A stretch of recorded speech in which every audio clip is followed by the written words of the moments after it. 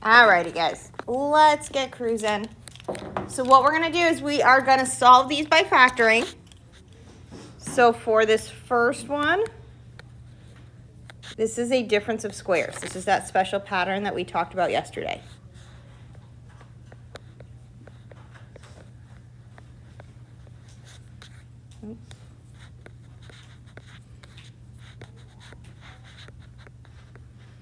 So this is a difference of squares, which means we can find the pattern for this without having to X and box it. You absolutely can, but you don't have to. What we do need is what our two square pieces are. So what is squared to make x squared? X. What is squared to make 100? 10.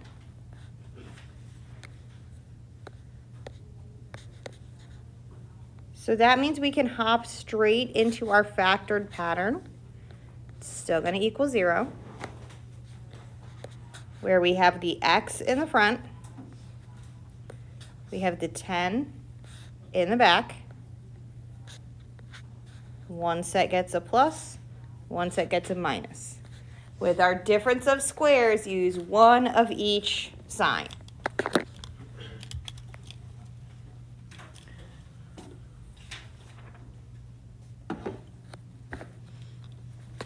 To find those solutions, that's when we take each of those pieces and set them equal to 0. We want to know, when does x plus 10 equal 0? And that happens when x equals what? Negative 10.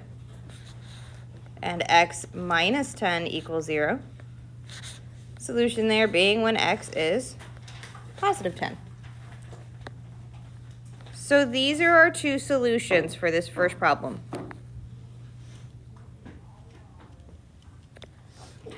Knowing that difference of squares pattern, bless you, helps save you a bit of work.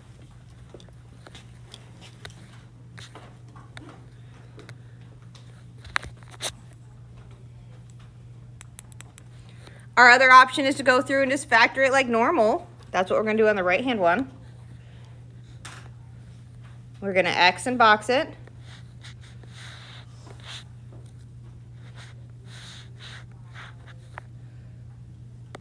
On the top of the X, we put our A times C, and at the bottom goes the B. So what goes at the top of my X frame here? Negative 10. And what goes at the bottom? Negative 3. What is a pair of numbers that multiplies to make 10 and adds to make negative 3?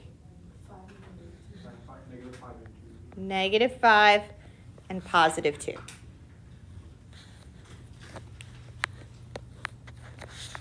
So when we're factoring, we're still taking our x squared from our original equation, our minus 10 from our original equation. The only point of the x frame is to tell us how this middle guy splits apart. It's uncombining these like terms. Minus 5x, 2x. We're going to pull our factors. Hello. Sweet. Yeah. Mr. Taylor wants to see you. When we pull those factors, we have our x and minus 5, and our x and our positive 2, giving us our factored form of x minus 5, x plus 2 equals 0. So we pull these factors in our columns and rows, or however you choose to factor. There are lots of options for factoring. And then we do the same process at the bottom. Have a good day. Where we're going to say, when does x minus 5 equal 0? Well, I add 5 to both sides and we get when x equals 5. We want to know, when does x plus 2 equal 0? Subtract 2 from both sides and we get when x equals -2. And these are our two solutions here. Most times with an x squared, if it has an x squared, most times you're going to have two answers. Most times. Not every time, but most times. Questions on these ones? Okie dokie. Because what we're going to do today is we're going to kind of smash together this and the stuff we did yesterday. Because we're going to do some solving. We're going to use our special patterns that was the perfect square trinomial. And we're going to be using that to solve stuff. So here's our first equation. X squared minus 4x plus 4 equals 25.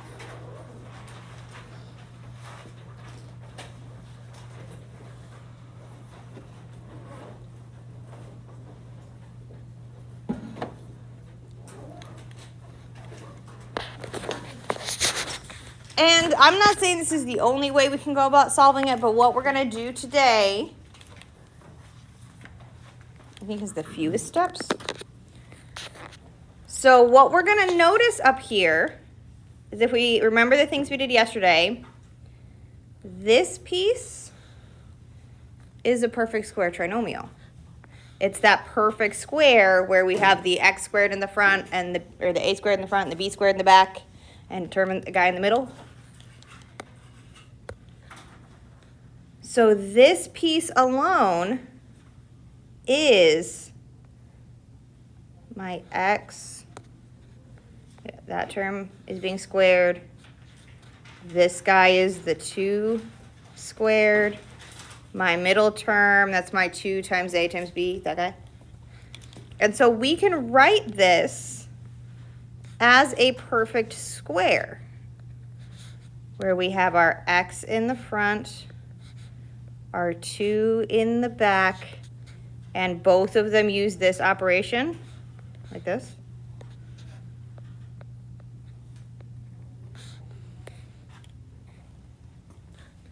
The benefit of this being, I could put this as x minus 2 squared equals 25.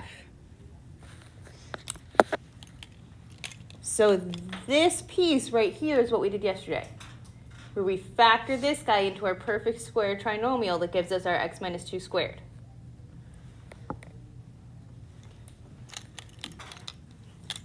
The benefit of this being, if I come down here and I say, all right, I want to solve for x. Ignore all this stuff up here. I just want to solve this guy for x. What's going to be my first step in trying to simplify this?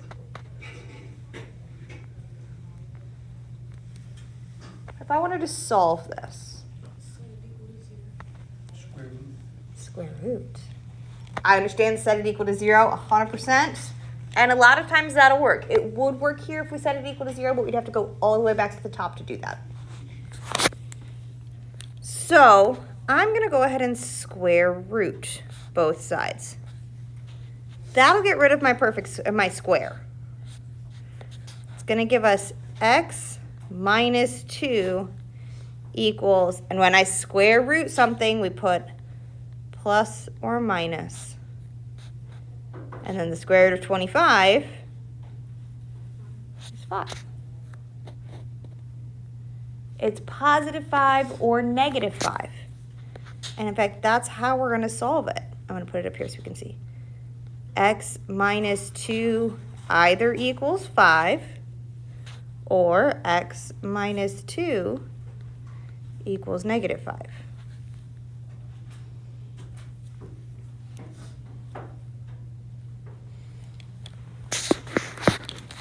What are we going to do to both of these in order to get x by itself?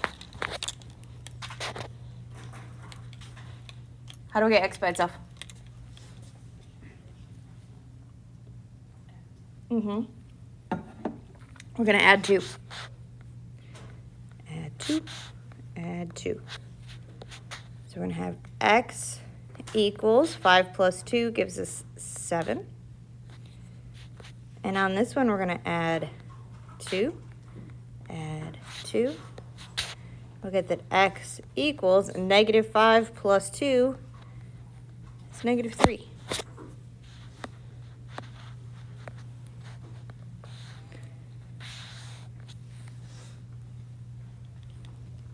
This is the only time when solving when we don't have to set it equal to 0, is if we have a perfect square trinomial. If we have a perfect square, we can solve it with square roots. You absolutely could set this equal to 0 and factor it. We'd get the exact same answers.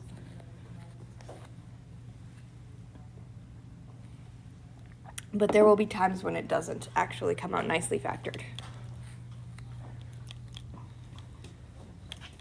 Questions on this first one? I know the first one's always kind of the weirdest. Because we're going to try it a couple more times.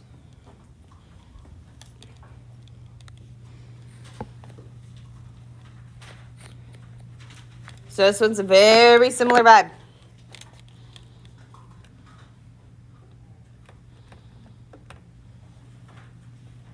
Very similar vibe.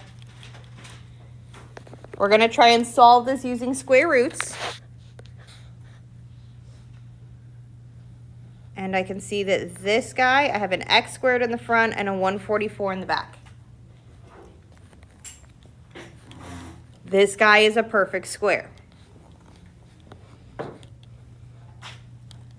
What number squared gives us this 144? 12.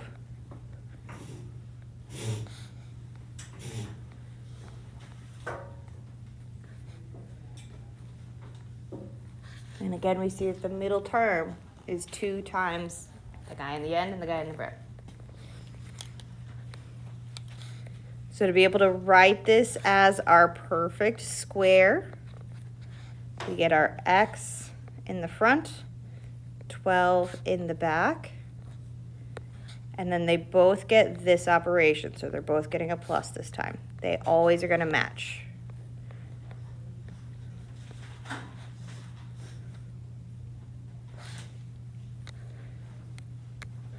So you can write this as x plus 12 squared equals 192.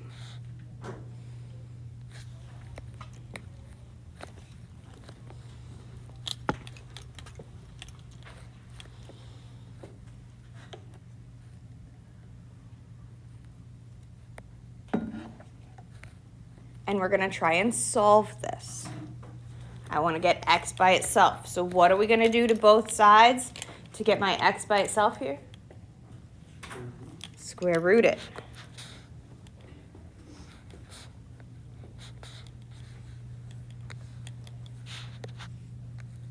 It's going to give me that x. I'm just bringing it up here just so we can actually see it. Ooh, I hate that line.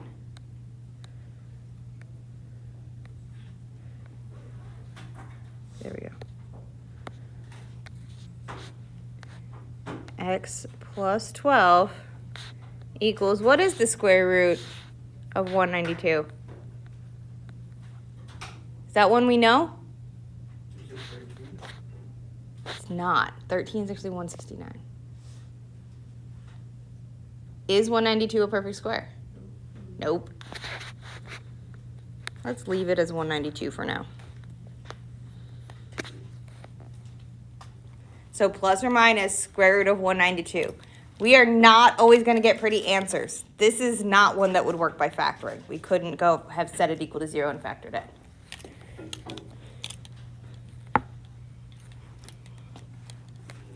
So we're still going to follow the same step. We're still going to get x by itself. What do I need to do to this side to get x by itself? Minus 12 on both sides. Right side's going to be gross.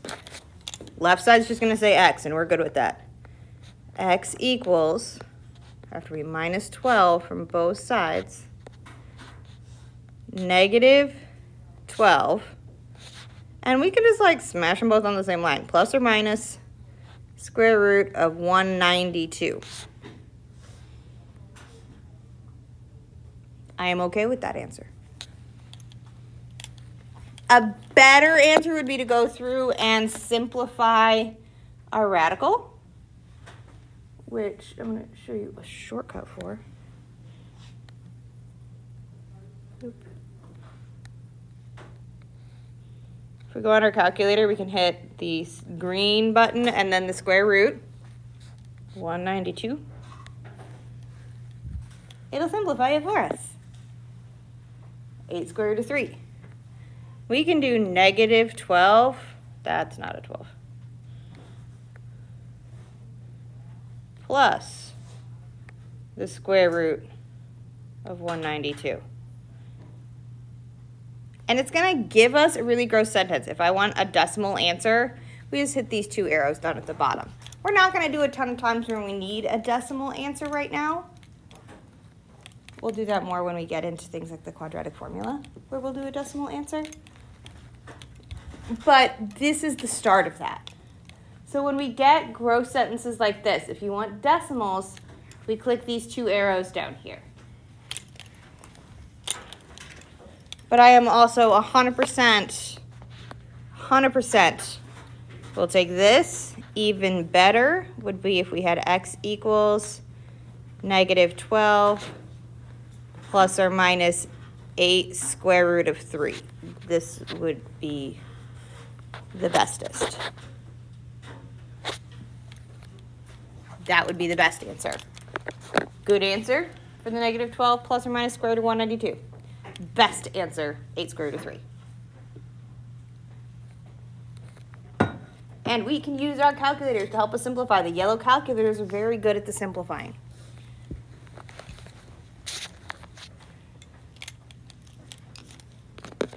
Questions on this one? Okay, so we're going to do one more, and then you'll have the rest of the time to work on that worksheet that I gave you yesterday. But naturally, that means the one more has a wonky thing. Big numbers. And a 2. Gross. In front of things.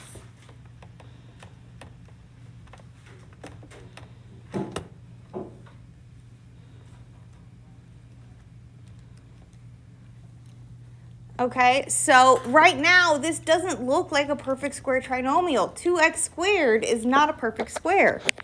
1058 is not a perfect square. So what we can do is we're going to check for a GCF first. Do I have a GCF on my left-hand side? What? 2. So I'm going to start with taking a 2 out. That's going to give us x squared minus 92 divided by 2 gives us 46.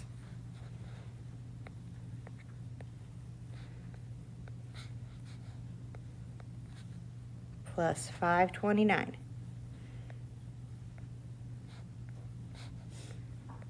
Equals negative 72.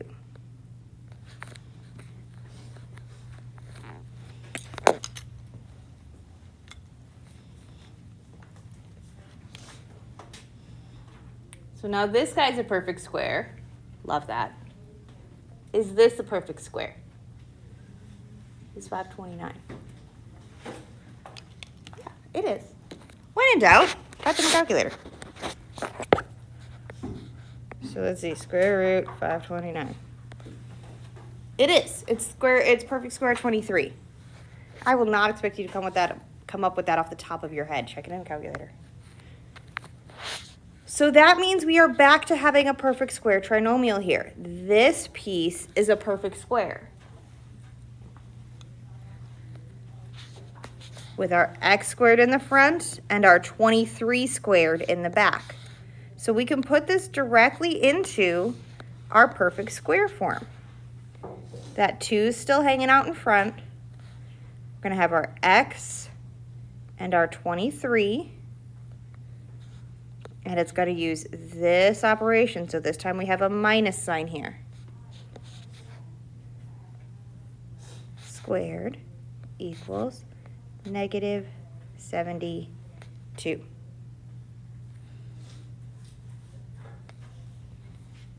Ew. I hate this one, but that's okay.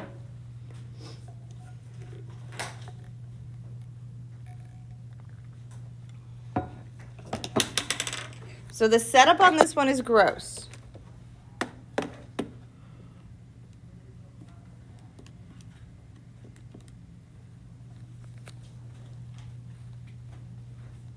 What should we do next?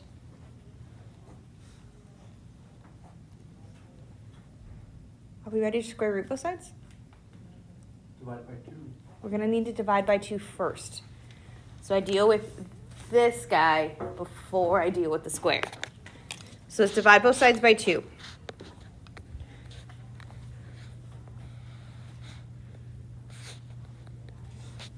This one and that one cancel. And I'm left with x minus 23 squared equals negative 36. Less gross. Now what? Square root it. We're trying to undo that square, so we're going to square root both sides. I'm going to bring everybody up over here just so that people in the back can see. So we're going to have our x minus 23 equals what? What is the square root of negative 36? Plus or minus 6i. Square root of a negative number, that's when we get that imaginary number. Square root of negative 36, and we're going to start to get imaginary answers. So these are times when we would need to solve this way in order to get an answer, because it bothered mathematicians. This is why they invented I, because they'd get here and then they'd get stuck, and they hated that. So they wanted to be able to finish this out and get all the way up to an x equals. So what do I need to do here to get to x equals? Add 23. So x equals 23 plus or minus 6i. And what this gives us is we get our 23 plus 6i and 23 minus 6i. It gives us our 2 roots, our 2 solutions, our 2 zeros.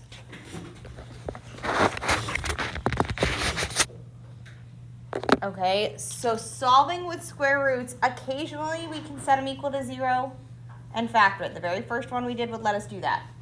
But sometimes we're going to have to do this in order to make it work.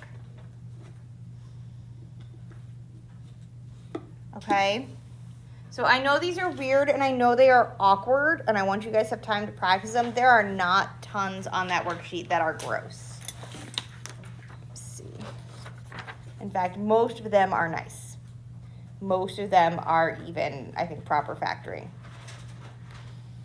So I want you to finish up 3/4 that I gave you yesterday. Tomorrow is PSAT. So I know some of us are not going to be in the building. If you are a freshman or a senior, you are to be off-site, college visit, job shadow, something. Sophomores and juniors, you'll be here doing PSAT. I will probably not see you. I don't know. They haven't put the schedule out yet. Love it. Super awesome. Probably won't see you. If they need you to do a thing, work on your Alex pathway. I'm not giving you stuff to do tomorrow. Like, no. Your brains are going to be sludge afterwards. So even if I do see you, we're not going to be mad. Nothing new, at least. Okay, so tomorrow bring your Chromebooks and your chargers. Chargers, please remember your gosh darn chargers. You guys, if your computer dies in the middle of PSAT, we have to fill out paperwork. Ew. Bring charger.